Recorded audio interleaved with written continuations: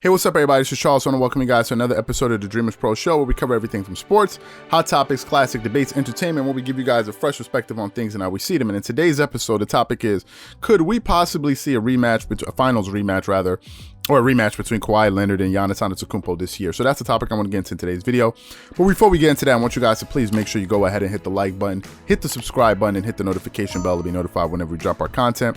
Also be on the lookout for our Dreamerspro Premium community, which is finished, Dreamerspro Max, which we're launching any moment now, and also be on the lookout for Dreamerspro.com. So anyway, let me get into the topic here. So today we're going to have a matchup between the Milwaukee Bucks and the Los Angeles Clippers, and I think it's going to be a good one because we finally get to see Kawhi Leonard and Giannis Antetokounmpo finally go match up head-to-head against each other. It's been a long time since we saw that. We all remember the confrontation that they had 2 years ago when they matched up against each other in the Eastern Conference Finals 2 years, which was one of the most entertaining. First of all, it was one of the most entertaining playoff runs that we've had in a while, but especially that series because of how we went. Now that year, Giannis Antetokounmpo won the regular season MVP. If I pull up Giannis's stats, we're looking at the 2018 season. Let's see what he averaged that season. So for the season, Giannis Antetokounmpo averaged 27.7 points per game.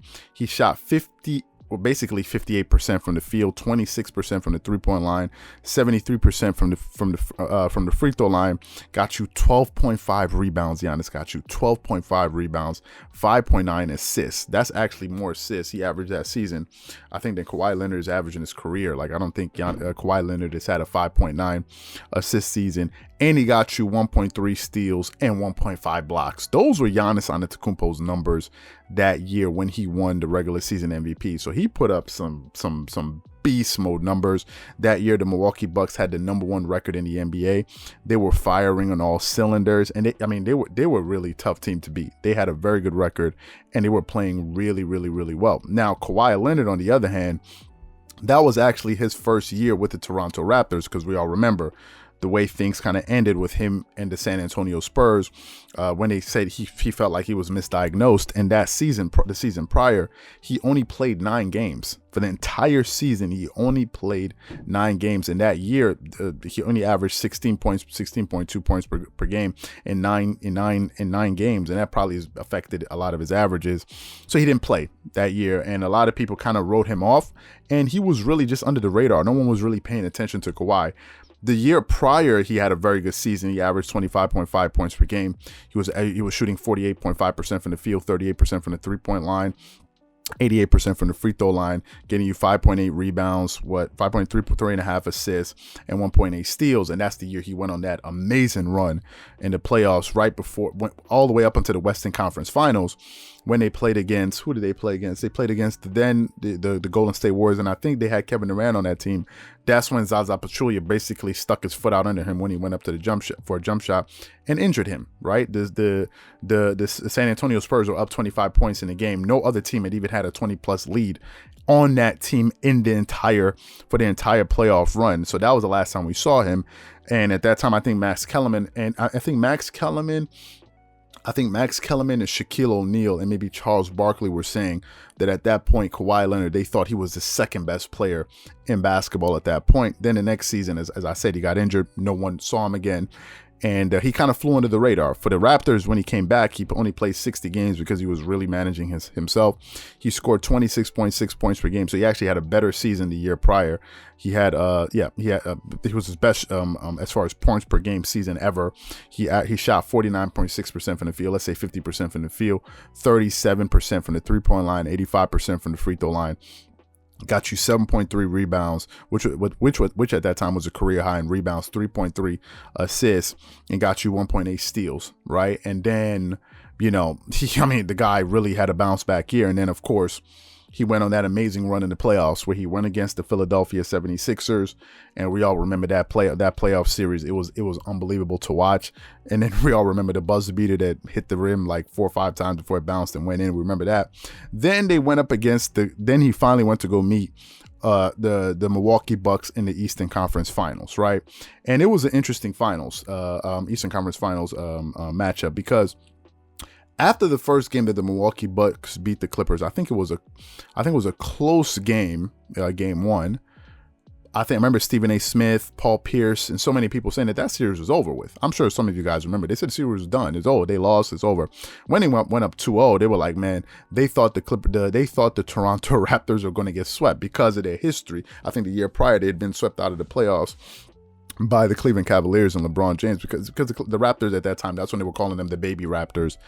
And then what happened? The Toronto Raptors won Game 3 in overtime and then proceeded to beat them the next 4 games in a row. Right, and that was the one that surprised everybody, and he ended up going on eventually to win the NBA championship. Now this year, the Milwaukee Bucks have kind of been up and down. Right, we expected them to have a better season. Giannis Antetokounmpo signed the biggest contract in NBA history, worth over $220 million. They added Drew Holiday and some other pieces, and they thought that, listen, this team was going to be the best team in the Eastern Conference. And they got off to a slow start. Now they've won their last 4 games in a row, and they're 7 games above 500. But overall, in the last 10 games, they're 5-5. So they haven't really been playing as well. But you can see with them winning 4 games in a row, you can see they're finally beginning to get their legs under them and really hit their stride at this particular point. The Clippers, on the other hand, have the number 2 record in the Western Conference. Their record currently is 24-11. So the Clippers have a better overall team record anyway, and they've won 7 out of their last 10 games, and they're playing pretty good. Some people have been down on Giannis, saying that Giannis is not playing as well as he used to. But listen, Giannis is putting up great numbers. The guy is averaging 29 points per game, shooting 55% from the field, 29% from the 3-point line, 66% from the free throw line, getting you almost 12 rebounds a game, almost 6 assists a game, almost getting you 1.3 steals, 1.3 blocks. Like, those are Giannis numbers. Now, we all know Giannis is not going to be a 3-point shooter. We all know he's not going to be a great free throw shooter. And I said before, we have kind of mischaracterized Giannis. Giannis is a big that needs a guard to play with him. But because he handles the ball and he brings the ball up the court, we're expecting him to play like some type of Kevin Durant or somebody like this, when really that's not Giannis's game to begin with. I think the moment we understand that, the better we'll be able to have the correct expectations from Giannis Antetokounmpo.